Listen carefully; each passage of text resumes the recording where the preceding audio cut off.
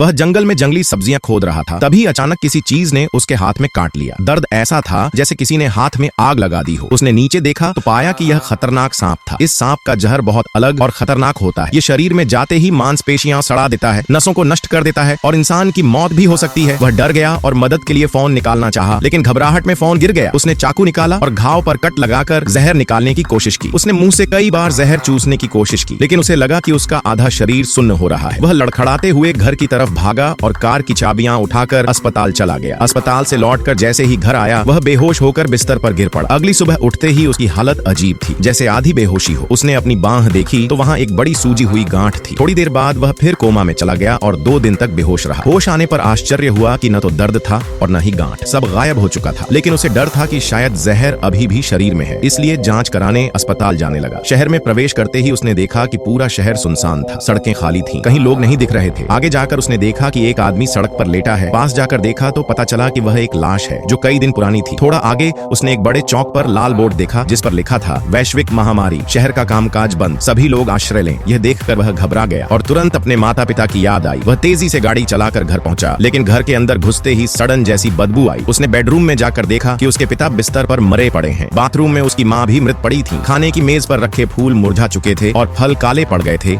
यानी उन्हें मरे हुए 1 हफ्ते से ज्यादा हो चुका था। वह बहुत देर तक रोता रहा, फिर हिम्मत जुटाकर आंगन में गड्ढा खोदा और अपने माता पिता को वहीं दफना दिया। अंतिम संस्कार के बाद वह चर्च गया, लेकिन वहाँ की हर सीट पर लाशें पड़ी थी। उसने अलग अलग जगह जाकर किसी जिंदा इंसान को ढूंढा, पर सब बेकार रहा। फिर उसने एक मॉल से शॉपिंग कार्ट लिया, जिसमें एक बंदूक, कुछ गोलियां, एक पिस्तौल और एक चाकू रख लिया ताकि आत्मरक्षा कर सके। इसके बाद वह कार से दूसरे शहर की तरफ चला गया। रास्ते में कई जगह सीमेंट और लोहे की चादरों से बंद थी। बहुत खोजने के बाद उसे एक रास्ता मिला और उसने तेज रफ्तार 130 मील प्रति घंटे से गाड़ी चलाना शुरू कर दिया। उसने सोचा अगर रास्ते में कोई रुकावट आई तो वह यहीं गाड़ी टॉप देगा, लेकिन किस्मत से रास्ता साफ था। वह शहर से निकलकर लास वेगास पहुंचा। यहाँ रोशनी तो जल रही थी और सब कुछ व्यवस्थित दिख रहा था, लेकिन माहौल डरावना और बेहद शांत था। सड़कें खाली थीं, कोई पैदल यात्री नहीं था। वह एक होटल में गया। लिफ्ट काम कर रही थी, लेकिन अंदर कोई नहीं था। ऊपर जाकर वह एक गेम रूम पहुंचा। वहाँ सारी मशीनें चालू थीं और खेलों की आवाज भी गूंज रही थी, लेकिन इंसान कोई नहीं था।